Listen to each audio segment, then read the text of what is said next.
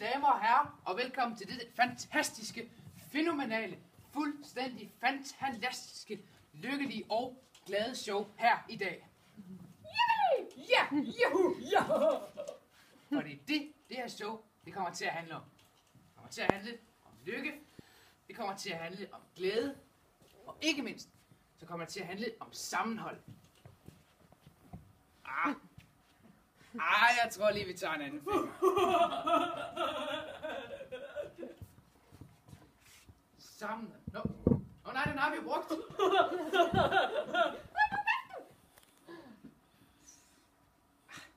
Der er så mange fingre at vælge imellem. Nå, men i hvert fald, så er det de tre ting, det kommer til at handle om her i dag. Og når man har de tre ting, lykke, glæde og sammenhold, så bliver ens liv bare fuldstændig fantastisk. Ens liv bliver bare fænomenalt. Og ens liv bliver bare dejligt, og man kan slet ikke forestille sig, hvor godt det er.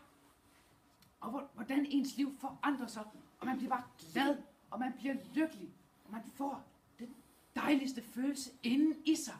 Det er bare fantastisk. Ja, det er det virkelig. Ja, det er det. Var aldrig nogensinde opleve noget lignende? Det er den fantastiske, mest fænomenale følelse i hele verden. Damer og herrer, jeg skal lige have lidt inspiration.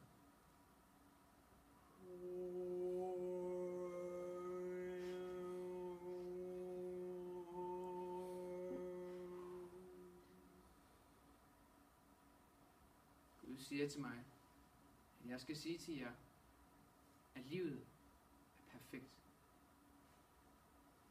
Og livet, det er jo perfekt. Livet, det er jo ikke det værste, vi har. Livet har potentiale til at være perfekt. Vi skal bare finde ud af, hvordan vi gør det perfekt. Livet er perfekt. Livet er perfekt. Og igen, for at gøre livet fuldstændig perfekt, så skal vi bruge de tre ting, vi har snakket om før. Glæde og lykke og sammenhold. Og har man de tre ting, Glæde og lykke og sammenhold. så bliver ens liv bare perfekt. Livet er perfekt. Livet er perfekt. Og man kan ikke forestille sig en anden måde at leve på. Man kan ikke forestille sig, at man nogensinde har levet på en anden måde. Man nogensinde kommer til at leve på nogen anden måde. Det er bare det mest fantastiske, at have de tre ting. Glæde og lykke og sammenhold. Yeah. Når man har de tre ting, Glæde og lykke og sammenhold. så bliver ens liv bare perfekt. Livet er perfekt. Livet er perfekt. Damer og herrer, jeg skal lige have lidt inspiration.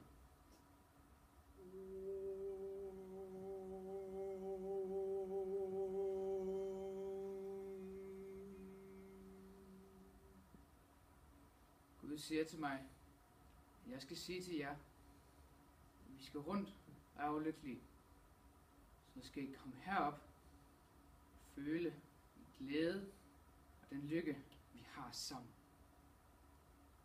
Kom og vær glad sammen med os. Kom og vær glad sammen med os. Og igen, så har han jo ret. Hvis I går rundt og føler jer lidt ulykkelige, synes egentlig, at livet, det kunne godt være bedre, så skal I komme herop og føle den lykke og den glæde, vi har sammen. Så vil I opdage en ny verden, en bedre verden, dejlig verden, hvor alt det negative er væk, og det eneste, der er tilbage, er det positive. Så kom herop. Ja, dig. Kom herop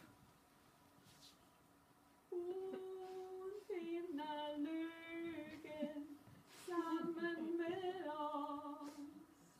Hun finder lykke sammen med os. Hun finder lykke sammen med os.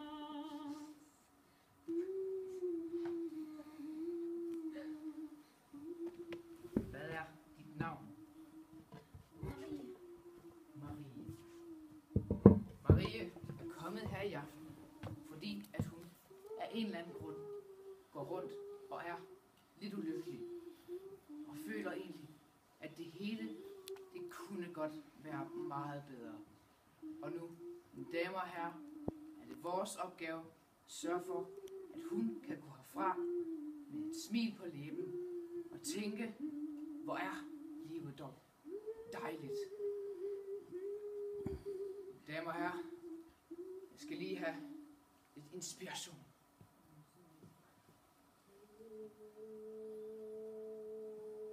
Hvordan får du inspiration? Jeg får den fra Gud. Hvordan det? Gud taler til mig, gennem mig og ud til jer. Hvordan gør han det? Det sker helt af sig selv, og så kan I mærke det igennem mig. Hvordan kan vi det? Skal vi så røre ved dig? Nej!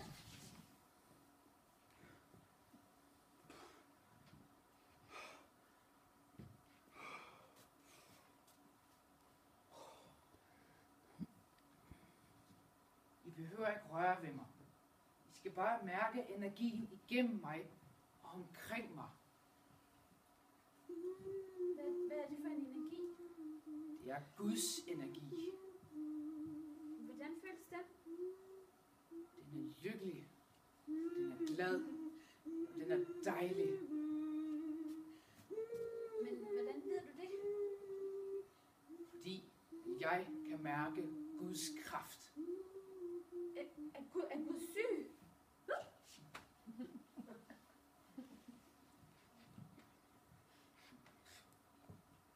Gud er ikke syg.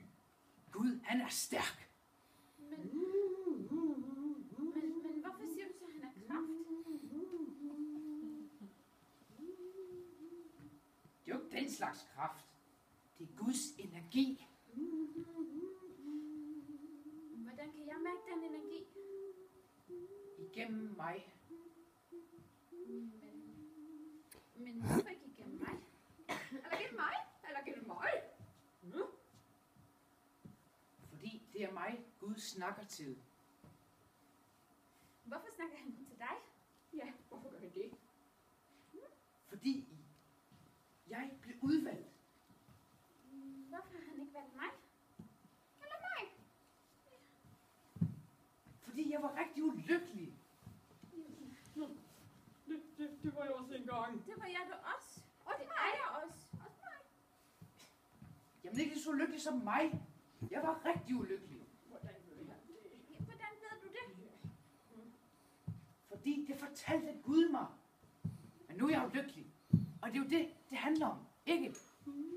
Det handler om, at vi skal være lykkelige. Og vi skal være glade. Men hvordan bliver jeg så lykkelig? Ja, hvordan bliver jeg lykkelig? Ved at se på mig. Skal jeg så bare se på dig? Du skal også snakke til mig. Du skal også snakke sammen. Men hvad så med de andre? Ja, hvad med os? Ja, hvad med os? Jamen, de skal også se på mig. Ja, det gør vi da hele tiden. Ja, det har vi faktisk gjort i mange år. Ja, men så er vi jo ikke sammen om noget. Nej, det er Hvad? vi ikke. Er det ikke det? Nej, det tror jeg ikke. Så er vi jo ikke sammen om noget. Hvordan skal vi blive lykkelige af det? Det ved jeg sgu da ikke. Jeg er jo ikke nogen rattel. Hvad? Hvad siger han? Hvorfor er du ikke det? Fordi jeg ikke ved alt. Ja, han var vores mor. Han var Ved du ikke alt? Ja, det var han. Fordi du skal holde op med at spørge. Men nu siger han, at han ikke vil have. Hvorfor må jeg ikke spørge mere? Er det måske ikke dig, der er lederen? Jeg ved det ikke. Hvorfor kan du ikke svare mig på, hvad det er, jeg spørger dig om, hvad det er, der er lederen? Hvorfor er du måske ikke lykkelig mere? Hvorfor kan du ikke gøre mig lykkelig, når jeg siger, du kan? Hvorfor må jeg ikke vide det?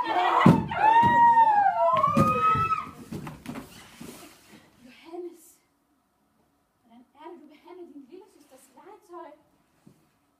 Du skal behandle det, ligesom du behandler hende. Ikke? Prøv nu lige at pakke det der sammen. Så du kommer ned til os andre bagefter, ikke? Hører du?